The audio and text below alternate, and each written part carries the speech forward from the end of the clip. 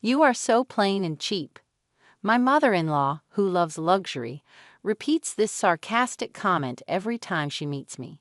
She says a woman like me is unworthy of being her son's wife. One day, my mother-in-law, who often mocks the inexpensive things I wear, poured wine on my dress. "Stop it, you cheap thing," she said. But later, she turned pale when she learned the truth. My name is Linda. I am a 31-year-old housewife.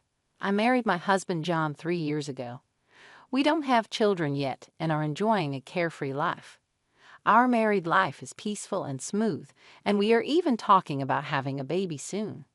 Despite my happiness, my relationship with my mother-in-law, Nancy, is not good.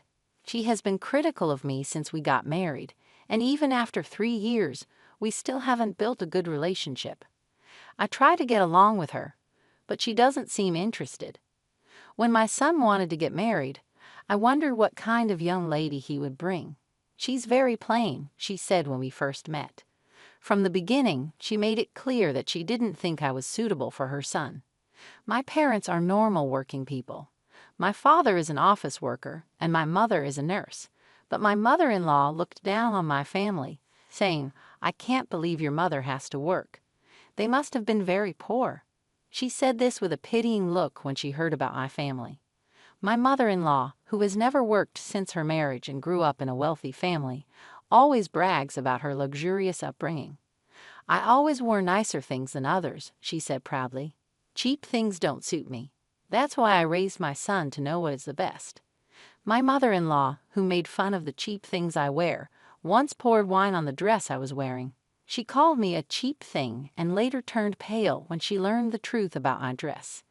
This incident, along with many others, has made our relationship very strained.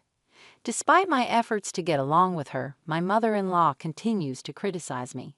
She often makes comments about my appearance and the way I dress, implying that I am not good enough for her son.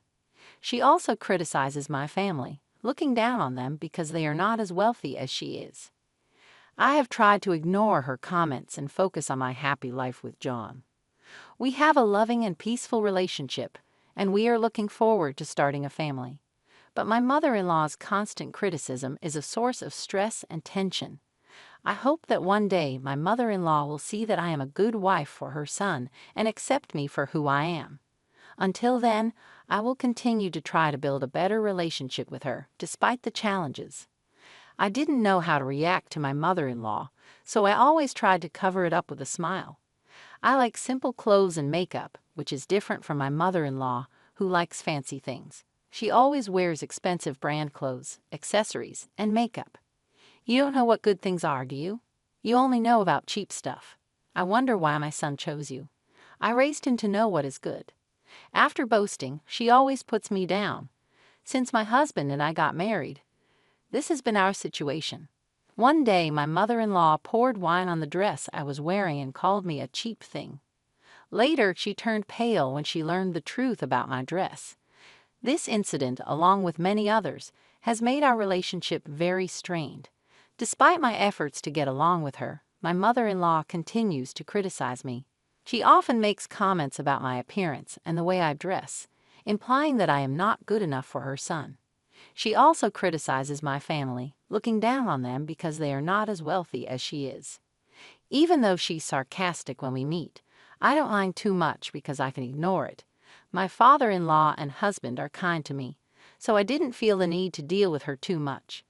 There's also another person who welcomed me warmly, my grandmother-in-law, my husband's grandmother.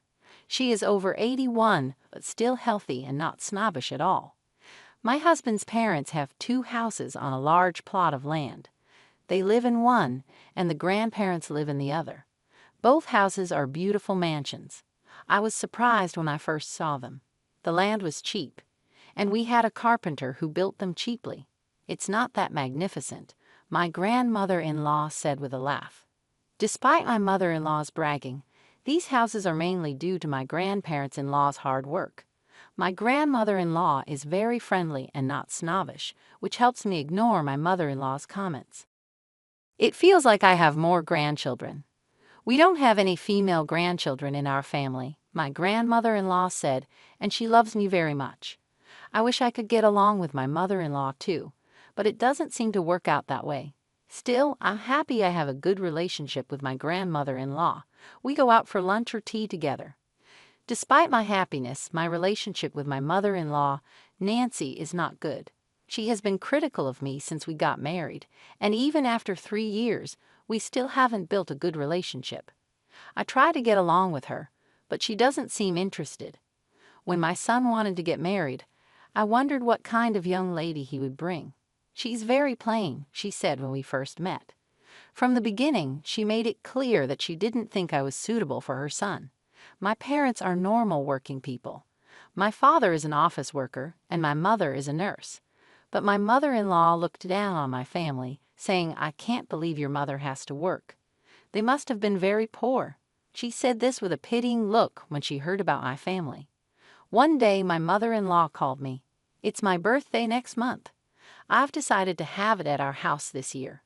Come and celebrate with my son." She invited me to her birthday party. I said I would definitely go. Let me tell you something. We're having a big party this year to celebrate my 61st birthday. All of our relatives and friends will be there. I'd appreciate it if you dress appropriately. My son will be fine, but you're not going to be dressed like you always are you? If you dress appropriately, my son will be fine, but I'll be embarrassed if you don't, my mother-in-law said before hanging up. What my mother-in-law meant by dress appropriately was probably her favorite top-notch brand name clothes. I was stumped because I didn't have those kinds of clothes. But when I talked to my husband about it, he told me not to worry, and we decided to dress a little more formally. The day of my mother-in-law's birthday came. The party was starting in the late afternoon, so my husband and I went to a department store in the morning to pick up a birthday gift for her. Since she loves luxurious things, we thought she'd be happy with something fancy. Also, she wouldn't complain if I told her my husband picked it out, so it was easier for us. After we finished picking out the gift, we had lunch together and went home to get ready. Then I received a call from my grandmother-in-law. "Come to my house now," she said. I explained that I was out and going home to change but would show up before the party. "Just come to my house dressed as you are," she insisted. Wondering if it was something urgent, I went to see her. I asked my husband to go home and get changed, and we planned to meet at my in-laws later. When I arrived at my grandmother-in-law's house, she invited me in with a laugh. She was laughing and telling me about my mother-in-law's party. It looks like a really huge party. Various things have been delivered to their house since this morning. From her house, I could see the entrance of my in-laws' house and noticed all kinds of vendors coming and going since the morning. I heard that a big flower arrangement had just arrived, showing how excited my mother-in-law was about the party. My grandmother-in-law said, "My daughter-in-law does a great job," and took me to the sitting room at the back of the house. The room had several large chests. She opened one and took something out. "Linda, you were told to dress properly today, weren't you? I'll give you my dress so you can wear it. This way she won't be able to complain," my grandmother-in-law said with a smile, holding out a beautiful, well-kept dress. It was her pride and joy. "It's a good dress. I don't wear it much anymore. It would be a shame to keep it put away. I thought this would be a good chance to give it to you, Linda," she said, also taking out accessories to match the dress. My grandmother-in-law had noticed my mother-in-law's comments and wanted me to look great so I wouldn't be blamed. I didn't know much about dresses, but from the way my grandmother-in-law talked, it must be really expensive. When she offered it to me, I was puzzled. "I can't accept such a thing. I'm sorry." "It's okay," she responded with a kind smile, pushing the dress towards me. "I know you will take good care of it. That's why I want to give it to you." Then she began to help me put on the dress. With her skilled hands, she had me dressed in no time. I hadn't worn a dress since my 23rd birthday. My grandmother-in-law laughed and said, "I see. I haven't worn a dress in a long time either. This is a good opportunity since it's a fancy party." While we talked about the party, I didn't realize she had finished dressing me. Then someone came to visit my grandmother-in-law. "I will have this person do your hair and makeup," she said. She had even called a hairdresser for today. My grandmother-in-law has been taking care of me for so long. She is my lovely granddaughter, she said. I have to make her look beautiful, my grandmother-in-law said. Thanks to her, I was glamorously dressed. She assured me that my mother-in-law would have no complaints. Just as I finished getting ready, my husband called to say he had arrived at my parents' house. I thanked my grandmother-in-law and decided to go see him. I'll be there as soon as I change my clothes, I said as my grandmother-in-law sent me off. When my husband saw me in the beautiful dress, he was surprised. We entered my in-laws' house together. The hall was already crowded with my mother-in-law's relatives, and the party had started. My mother-in-law, wearing a bright red dress, was sitting at the head of the table, smiling happily. "Happy birthday, mother-in-law," I said as I approached her and handed her the gift I had prepared. She looked me over from top to bottom, then took me out of the hall and into the kitchen. What a cheap dress. I told you to come properly dressed," she complained more rudely than usual, probably because she was drunk. The next moment, she splashed the wine she was holding onto my dress. The stain spread rapidly. "You know it's because you forced yourself to wear a dress. Why don't you wear something with a pattern instead of such a plain one? You really have no taste. That's why I hate people from poor families," she continued, not caring about my distress. She told me to go home because she wouldn't allow me to attend the party in a cheap dress. "This is your mother's," I managed to mutter, shocked and sad. My grandmother-in-law had prepared everything with love, and now it was all ruined. "Whose mother? What are you talking about? Anyway, I don't want you here today. Just leave my son and go home," my mother-in-law demanded, trying to make me leave. At that moment, I heard my grandmother-in-law's voice behind me. "What's so cheap? Do you mean my dress?" I turned around, and there she was. She came to me as tears welled up in my eyes.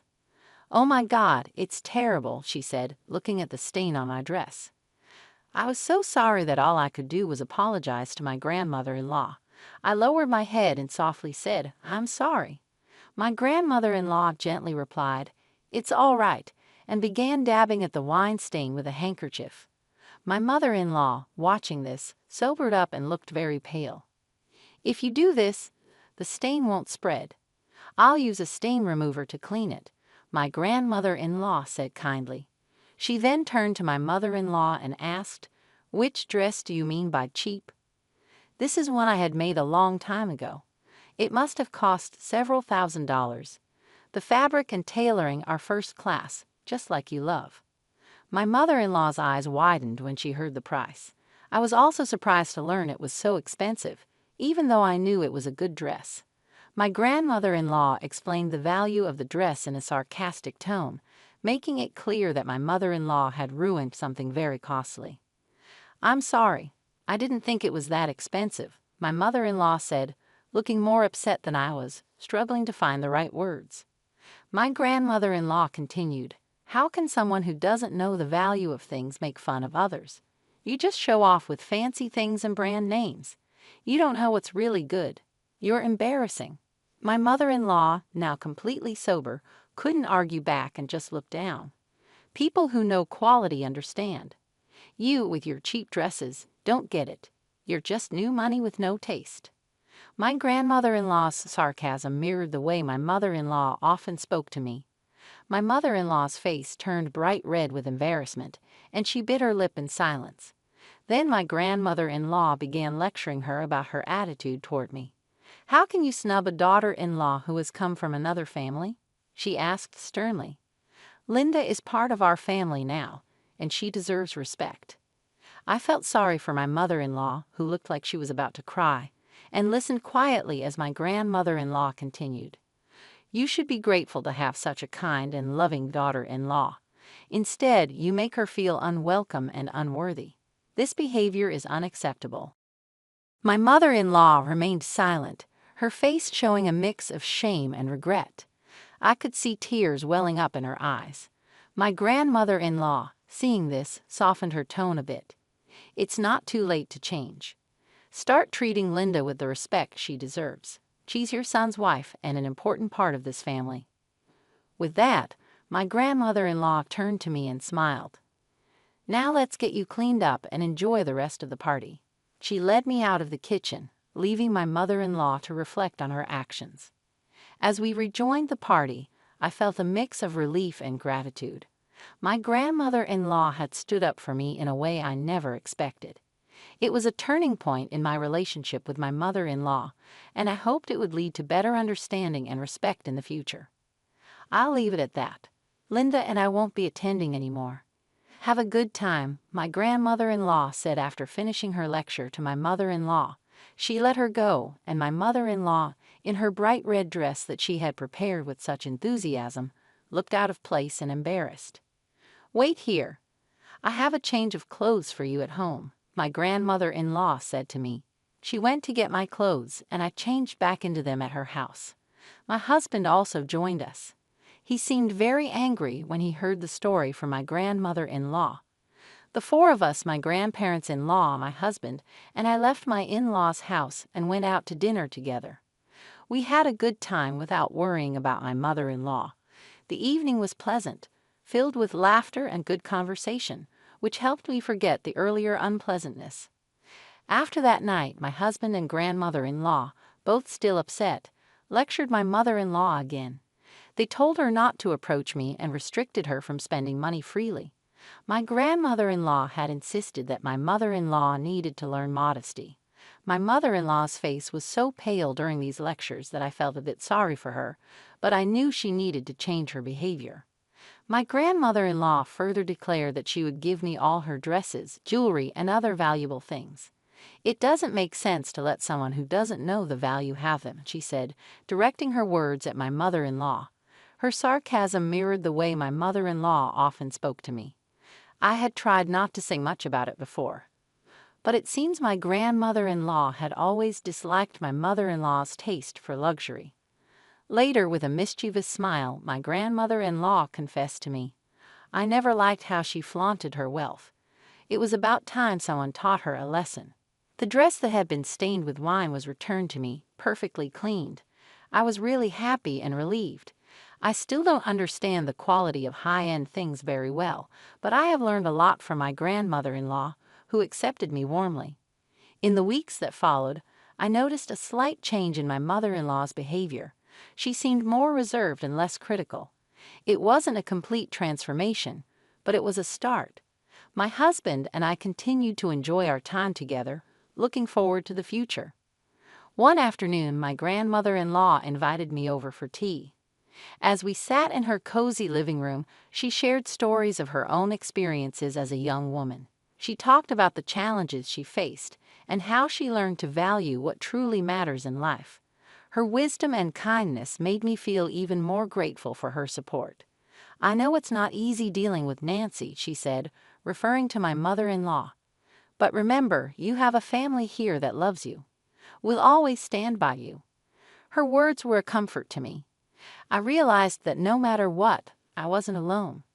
I had the love and support of my husband, my grandparents-in-law, and even the hope that one day my relationship with my mother-in-law might improve.